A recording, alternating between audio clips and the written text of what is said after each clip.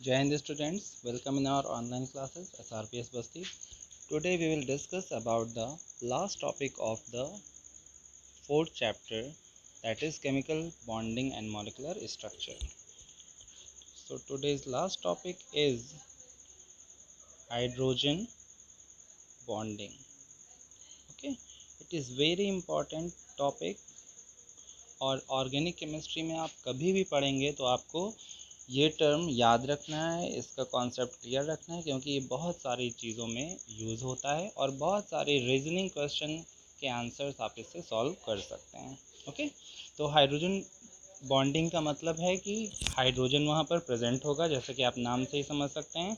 और दूसरी कंडीशन है इसमें कि यहाँ पर हाईली इलेक्ट्रोनेगेटिव एलिमेंट प्रेजेंट होना चाहिए। For example NOF। ओके, ये तीनों ही आपको पता है कि ये इलेक्ट्रोनेगेटिव ज़्यादा होते हैं, यानी fluorine is the most electronegative element of the periodic table, oxygen इसके एडजेसेंट पोजीशन पे है और नाइट्रोजन इसके एडजेसेंट पोजीशन पे है। अगर आपको पीरियोडिक टेबल याद है तो आपको ये भी याद होगा, BCNOF होता है। ठीक है, पी ब्लॉक में ये पीरियड की बात है। तो आपको ये मालूम है कि फ्लोरीन क्या है, मोस्ट इलेक्ट्रोनेगेटिव एलिमेंट। तो हम इनकी बात नहीं कर रहे, हम बात करेंगे नाइट्रोजन, ऑक्सीजन, फ्लोरीन, ऐसी चीज़ें जो हैं जो इलेक्ट्रोनेगेटिव ज़्यादा होते हैं, जैसे Cl भी इसमें आता है, फ्लोरीन के नीचे फ्लोरीन भी होता है। ओके, तो यहाँ पर आपको हाइड्रोजन बॉन्डिंग होने के चांसेस ज़्यादा मिलेंगे। अब हम बात करते हैं कि इनके अलावा हाइड्रोजन अगर अटैच है तो उसका एग्जाम्पल क्या हो सकता है। ओके, हाइड्रोजन बॉन्डिंग के एग्जाम्पल के लिए हम सबसे पहले बात करेंगे वाटर मॉलिक्यूल की, यानी कि H2O। H2O का स्ट्रक्चर आप पढ़ चुके हैं इसी चैप्टर में। सिंगल बॉन्ड, हाइड्रोजन अटैच होता है और 2 लोन पेयर होते हैं इस पर। ठीक है, ऐसे दूसरा वाटर मॉलिक्यूल अगर आप बनाएं तो ऐसे बनाएंगे H2O, यहाँ पर भी लोन पेयर है और यहाँ एक और लोन पेयर है। तो हम देखते हैं कि ऑक्सीजन और हाइड्रोजन बॉन्ड क्या होता है, पोलर बॉन्ड होगा। पोलर का मतलब आप जानते होंगे कि पोलर बॉन्ड कब बनता है, जब ऑक्सीजन और हाइड्रोजन बॉन्ड जो है उनके बीच में क्या है, इलेक्ट्रोनेगेटिविटी डिफरेंस है, यानी ऑक्सीजन अपनी तरफ इलेक्ट्रॉन को पुल करता है। ठीक है, अपने इलेक्ट्रॉन के साथ साथ हाइड्रोजन का इलेक्ट्रॉन भी अपनी तरफ अट्रैक्ट करता है, खींचता है। तो इस पे हम लिखेंगे डेल नेगेटिव चार्ज और इस पे लिखेंगे हम डेल पॉजिटिव चार्ज। डेल का मतलब होता है partial. Okay, partially positively charge hydrogen हो जाएगा और पार्शियली निगेटिवली चार्ज ऑक्सीजन हो जाएगा। तो इसे हम बोलते हैं पोलर बॉन्ड। तो पोलर कोवेलेंट बॉन्ड में positive negative partial charge develop होता है। और वाटर का स्ट्रक्चर अगर हम डिस्कस कर रहे हैं तो देखिए, अब मैं इसको H2O ऐसे लिख लेता हूँ। ठीक है, तो हम यहाँ पर भी दिखाएंगे, ये भी डेल पॉजिटिव शो करेगा और यहाँ पर डबल डेल निगेटिव कर देंगे ऑक्सीजन पे, यानी कि इसके इलेक्ट्रॉन को भी ये ऑक्सीजन अपनी तरफ पुल कर रहा है। इस वजह से यहाँ पर 2 पॉजिटिव और यहाँ पर ऑक्सीजन पे निगेटिव चार्ज डेवलप हो जाता है। तो इस तरह से स्टूडेंट्स हम बात करेंगे कि इन 2 वाटर मॉलिक्यूल में भी यहाँ पर नेगेटिव चार्ज है, यहाँ पर नेगेटिव है, यहाँ पर पॉजिटिव और यहाँ पर पॉजिटिव चार्ज है। तो पॉजिटिव और नेगेटिव पोल्स जब बन जाते हैं तो ये अपोजिट पोल्स एक दूसरे को अट्रैक्ट करते हैं। ओके, अट्रैक्ट करने की वजह से यहाँ पर हम ये डैश लाइन से इसे रिप्रेजेंट करते हैं। डैश लाइन का मतलब होता है हाइड्रोजन बॉन्ड। इसी डैश लाइन को एक वीक इंटरेक्शन बोलते हैं। अट्रैक्शन फोर्स है जो दोनों ही मॉलिक्यूल, वाटर मॉलिक्यूल जैसे ये H2 है और ये H2 है, इन दोनों को ये आपस में कंबाइन करके रखता है। इसी को बोलते हैं हाइड्रोजन बॉन्ड। क्योंकि हाइड्रोजन बॉन्ड जो है वो वीक इंटरेक्शन बॉन्ड है और ये सिंगल बॉन्ड जो कोवेलेंट बॉन्ड होता है उससे वीक होता है, इस वजह से हम इसे डैश लाइन से रिप्रेजेंट कर रहे हैं।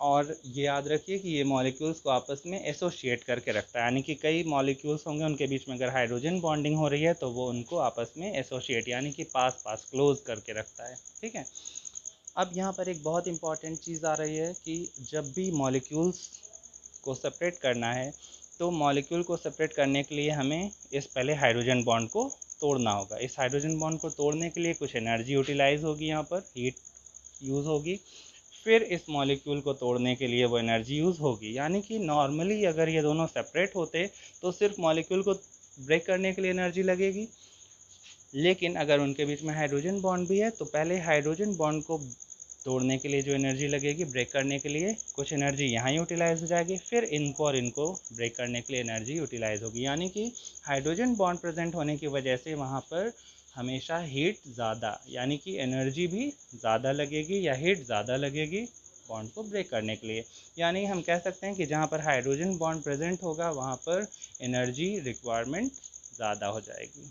ओके, तो हम नॉर्मली कहते हैं कि उनका बॉइलिंग पॉइंट या मेल्टिंग पॉइंट हाई होता है। Okay, it's very important point that BP and MP, melting point and boiling point, will high in that condition where hydrogen bond is present। यानी हाइड्रोजन बॉन्ड जितना ज़्यादा होगा उतना ज़्यादा boiling और मेल्टिंग पॉइंट हाई होता है। Okay, is it clear to everyone? ये बहुत इंपॉर्टेंट पॉइंट है, इसे आप अपनी लैंग्वेज में समझ सकते हैं, लिख सकते हैं अपने नोट्स में, और बुक में भी ये चीज़ जो लिखी है आप डिफाइन कर सकते हैं उससे भी, और अपनी लैंग्वेज में भी इसको आप याद रखने के लिए लिख लीजिएगा। ओके, अब देखिए हाइड्रोजन बॉन्डिंग से रिलेटेड ये चीज़ें हैं कि ये दो टाइप के होते हैं। ओके, हाइड्रोजन बॉन्ड दो टाइप के हो सकते हैं। एक होता है इंटरमॉलिक्यूलर यानी कि दो मॉलिक्यूल्स के बीच में, और एक होता है इंट्रामॉलिक्यूलर का मतलब होता है कि एक ही मॉलिक्यूल में। ओके, इंट्रा का मतलब एक के अंदर, एक ही मॉलिक्यूल के अंदर, और इंटर मॉलिक्यूलर का मतलब होता है दो मॉलिक्यूल्स के बीच में। जैसे इंटर स्कूल कंपटीशन होता है, यानी कि दो स्कूल के बीच में जो स्टूडेंट्स हैं वो उनमें कंपटीशन होगा, और इंट्रा स्कूल मतलब अपने ही स्कूल के अलग अलग स्टैंडर्ड के, अलग अलग क्लास के, अलग अलग सेक्शन के बच्चों के बीच में कंपटीशन कराना, उसे हम इंट्रा स्कूल बोलते हैं। ओके, तो यहाँ पर आप समझ सकते हैं एग्जाम्पल के साथ इंटर मॉलिक्यूलर का बहुत सारे एग्जाम्पल हो सकते हैं। ठीक है, जैसे HF, आपने H2O पढ़ा है अभी। HF भी एक पोलर बॉन्ड वाला है, यानी F पे निगेटिव चार्ज होगा, H पे पॉजिटिव चार्ज होगा। दूसरा मॉलिक्यूल HF है, F पे निगेटिव चार्ज और H पे पॉजिटिव चार्ज। तो इस पॉजिटिव और निगेटिव के बीच में इंट्रैक्शन होगा जिसे हम बोलेंगे हाइड्रोजन बॉन्ड। ओके, यहाँ पर हाइड्रोजन बॉन्ड प्रेजेंट है, HF हाइड्रोजन फ्लोराइड। तो HF में भी होता है और एल्कोहल्स में भी होता है इंटरमॉलिक्यूलर। ओके, और H2O में भी होता है hydrogen bonding.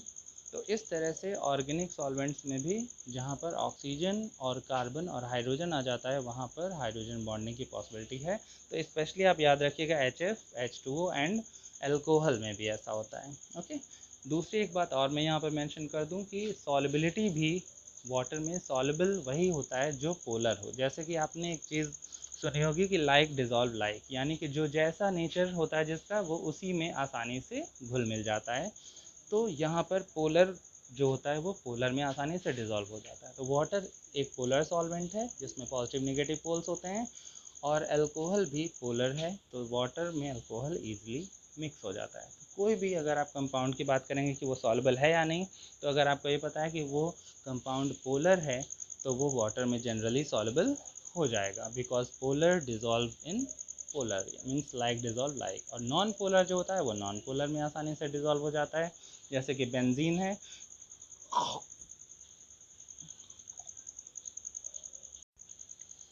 Okay, so we had discussed about intermolecular hydrogen bonding, and examples are hydrogen fluoride HF, H2O water molecule and alcohols। Generally example याद रखिएगा। और मैंने बात की सॉल्युबिलिटी की, कि सॉल्युबल का मतलब वाटर के साथ polar dissolve in polar solvent, यानी लाइक डिज़ोल्व लाइक, ये रूल भी होता है। तो वाटर पोलर है तो कोई भी पोलर चीज़ जनरली उसमें डिज़ोल्व हो जाएगी, और नॉन पोलर चीज़ें नॉन पोलर में डिज़ोल्व हो जाती हैं। जैसे नॉन पोलर सॉल्वेंट का एग्जांपल है बेंजीन।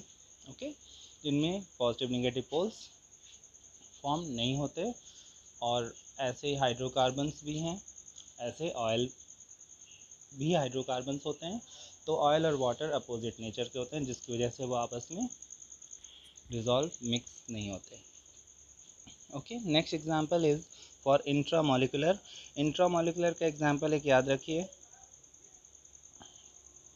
ये स्ट्रक्चर आपको पता होगा, ये बेंजीन का स्ट्रक्चर है C6 H6 होता है इसका फॉर्मूला, ऐसे बेंजीन होता है, डबल बॉन्ड ट्रिप होता है, 3 डबल बॉन्ड होता है अल्टरनेट। ओके, और फिर इससे हमें दिखाना है एक OH यानी अल्कोहल ग्रुप बोलते हैं OH को, और एक होता है NO2। ओके, NO2 ये होता है नाइट्रो ग्रुप, NO2 को हम नाइट्रो ग्रुप बोलते हैं। यहाँ डबल बॉन्ड है और एक कोऑर्डिनेट बॉन्ड है।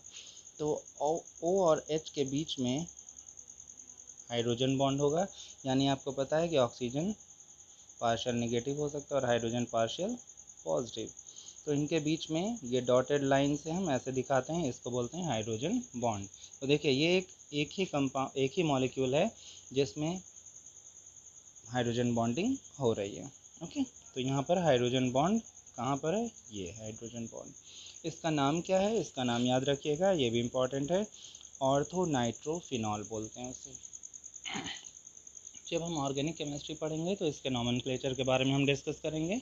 अभी मैं आपको ऐसे समझा देता हूँ इसे याद रखने के लिए कि C6H6 सिर्फ ये स्ट्रक्चर जो था वो तो बेंजीन था, इस पर जब OH लग जाता है, OH ग्रुप, तो उसे हम बोलते हैं फिनॉल। ओके, फिनॉल, बेंजीन पे OH लगा हो तो उसे फिनॉल बोलते हैं। और इसकी एडजेसेंट किसी भी पोजीशन से बेंजीन में एक पोजीशन के एडजेसेंट पोजीशन को, यानी कि जैसे इसके एडजेसेंट पोजीशन ये दोनों हुई, ये हेड है अगर, तो यहाँ एडजेसेंट पोजीशन ये दोनों हुई, इसको हम बोलते हैं ऑर्थो। ओके, ऑर्थो को O लिख के ऐसे डैश लिखा होता है शॉर्ट में, इसे ऑर्थो बोलते हैं। ऑर्थो और NO2 को क्या बोलते हैं, नाइट्रो। तो इसका पूरा नाम हो जाएगा स्टूडेंट्स ऑर्थो नाइट्रोफिनॉल, ये इसका नाम है, ये आपको याद रखना है। Okay students, so all of you have to revise all the topics, और फिर आपको एक्सरसाइज सॉल्व करना है इसके एक्सरसाइज बहुत इंपॉर्टेंट है, और ये चैप्टर आपको अपना बेस्ट देना है आपको इसमें, कि ये चैप्टर आपका तैयार हो जाना चाहिए, क्योंकि इसमें से कंपटीशन में भी बहुत आता है, और आपकी ये बेसिक केमिस्ट्री है, यानी आप कभी भी कुछ भी करेंगे अपनी लाइफ में, अगर आपको केमिस्ट्री के टच में रहना है तो आपसे बेसिक क्वेश्चन इस चैप्टर से पूछे जा सकते हैं किसी भी लेवल पे। ओके, बहुत हायर लेवल पे जाने के बाद भी। तो बहुत बेसिक कॉन्सेप्ट है, इसलिए आपको बहुत क्लियर करके चलना चाहिए, और आपको कंपटीशन देना ही होगा, तो आपको इस पर्पज़ से भी इस पर काफ़ी फोकस करना है। Okay students, thank you.